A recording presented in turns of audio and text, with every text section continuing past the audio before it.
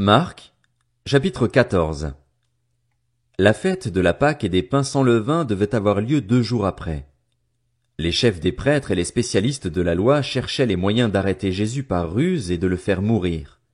Ils se disaient en effet que ce ne soit pas pendant la fête, afin qu'il n'y ait pas d'agitation parmi le peuple.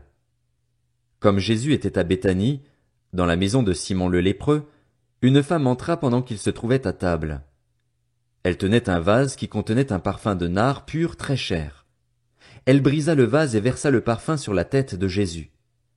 Quelques-uns exprimèrent leur indignation entre eux. « À quoi bon gaspiller ce parfum? On aurait pu le vendre plus de 300 pièces d'argent et les donner aux pauvres. » Et ils s'irritaient contre cette femme. Mais Jésus dit, « Laissez-la. Pourquoi lui faites-vous de la peine? Elle a fait une bonne action envers moi. En effet, vous avez toujours les pauvres avec vous et vous pouvez leur faire du bien quand vous le voulez, mais vous ne m'aurez pas toujours. Elle a fait ce qu'elle a pu, elle a d'avance parfumé mon corps pour l'ensevelissement. Je vous le dis en vérité, partout où cette bonne nouvelle sera proclamée, dans le monde entier, on racontera aussi en souvenir de cette femme ce qu'elle a fait. » Judas l'Iscariote, l'un des 12, alla vers les chefs des prêtres afin de leur livrer Jésus. Ils se réjouirent en l'entendant et promirent de lui donner de l'argent. Quant à Judas, il se mit à chercher une occasion favorable pour le trahir. Le premier jour des pains sans levain, où l'on sacrifiait l'agneau pascal, les disciples de Jésus lui dirent, « Où veux-tu que nous allions te préparer le repas de la Pâque ?» Il envoya 2 de ses disciples et leur dit, « Allez à la ville, vous rencontrerez un homme qui porte une cruche d'eau. Suivez-le.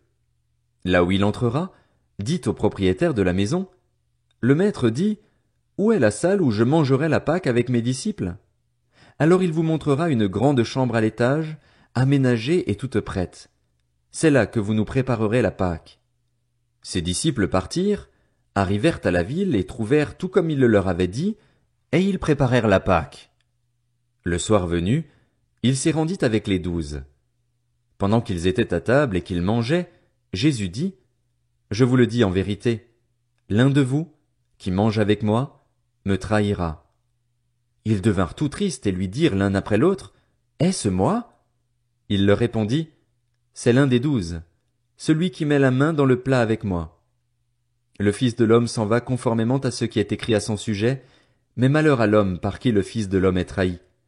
Mieux vaudrait pour cet homme qu'il ne soit pas né. » Pendant qu'ils mangeaient, Jésus prit du pain et, après avoir prononcé la prière de bénédiction, il le rompit et le leur donna en disant, « Prenez, mangez, ceci est mon corps. » Il prit ensuite une coupe et, après avoir remercié Dieu, il la leur donna et ils en burent tous. Il leur dit, « Ceci est mon sang, le sang de la nouvelle alliance, qui est versé pour beaucoup. Je vous le dis en vérité, je ne boirai plus jamais du fruit de la vigne, jusqu'au jour où je le boirai nouveau dans le royaume de Dieu. » Après avoir chanté les psaumes, ils se rendirent au mont des Oliviers. Jésus leur dit, « Vous trébucherez tous, cette nuit, à cause de moi, car il est écrit, « Je frapperai le berger, et les brebis seront dispersées. » Mais, après ma résurrection, je vous précéderai en Galilée. Pierre lui dit, « Même si tous trébuchent, ce ne sera pas mon cas. » Jésus lui dit, « Je te le dis en vérité, aujourd'hui, cette nuit même, avant que le coq chante 2 fois, toi, tu me renieras 3 fois. » Mais Pierre reprit plus fortement, « Même s'il me faut mourir avec toi, je ne te renierai pas. » Et tous dirent la même chose. Ils se rendirent ensuite dans un endroit appelé Gethsémané, et Jésus dit à ses disciples, « Asseyez-vous ici pendant que je prierai. » Il prit avec lui Pierre, Jacques et Jean, et il commença à être saisi de frayeur et d'angoisse. Il leur dit, « Mon âme est triste à en mourir.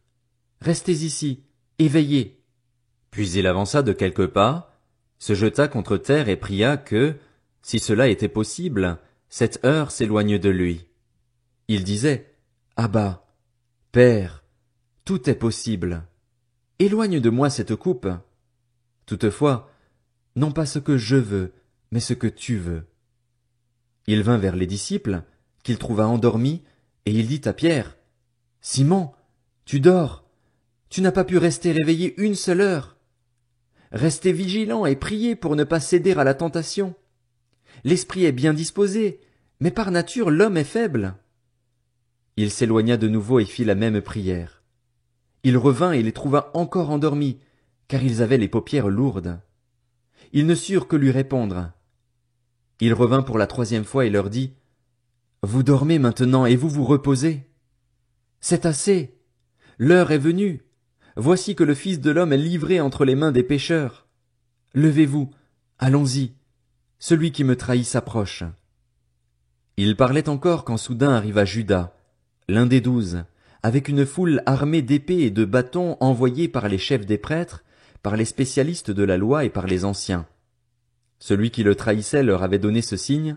« L'homme auquel je donnerai un baiser, c'est lui. Arrêtez-le et emmenez-le sous bonne garde. » Dès qu'il fut arrivé, il s'approcha de Jésus en disant, « Maître !» et il l'embrassa. Alors ces gens mirent la main sur Jésus et l'arrêtèrent. Un de ceux qui étaient là tira l'épée, frappa le serviteur du grand prêtre et lui emporta l'oreille. Jésus prit la parole et leur dit, « Vous êtes venus vous emparer de moi avec des épées et des bâtons, comme pour un brigand. J'étais tous les jours parmi vous, enseignant dans le temple, et vous ne m'avez pas arrêté. Mais c'est afin que les Écritures soient accomplies. » Alors tous l'abandonnèrent et prirent la fuite. Un jeune homme le suivait, habillé d'un simple drap. On l'attrapa, mais il lâcha le drap et se sauva tout nu. Ils emmenèrent Jésus chez le grand prêtre, où se rassemblèrent tous les chefs des prêtres, les anciens et les spécialistes de la loi. Pierre le suivit de loin jusqu'à l'intérieur de la cour du grand prêtre. Il s'assit avec les serviteurs et il se chauffait près du feu. Les chefs des prêtres et tout le Sanhédrin cherchaient un témoignage contre Jésus pour le faire mourir, et ils n'en trouvaient pas. Beaucoup rendaient en effet de faux témoignages contre lui, mais les témoignages n'étaient pas concordants.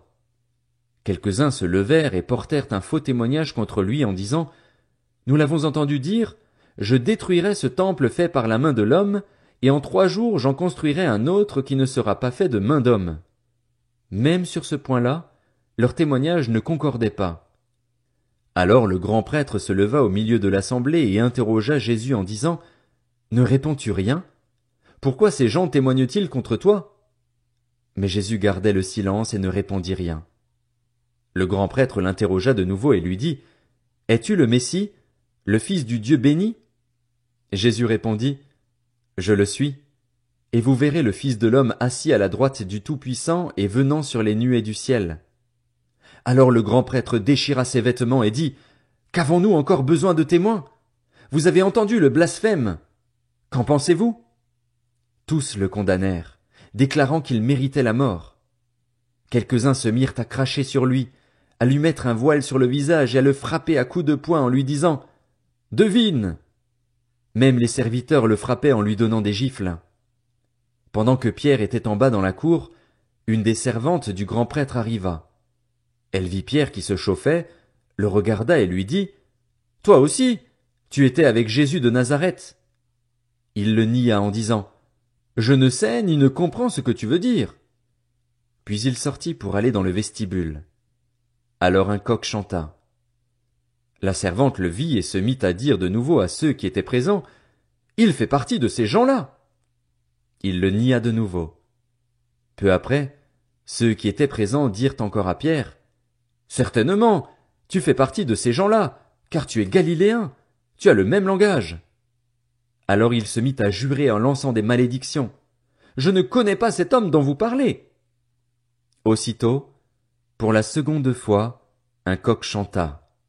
Pierre se souvint alors de ce que Jésus lui avait dit « Avant que le coq chante 2 fois, tu me renieras 3 fois. » Et en y réfléchissant, il pleurait.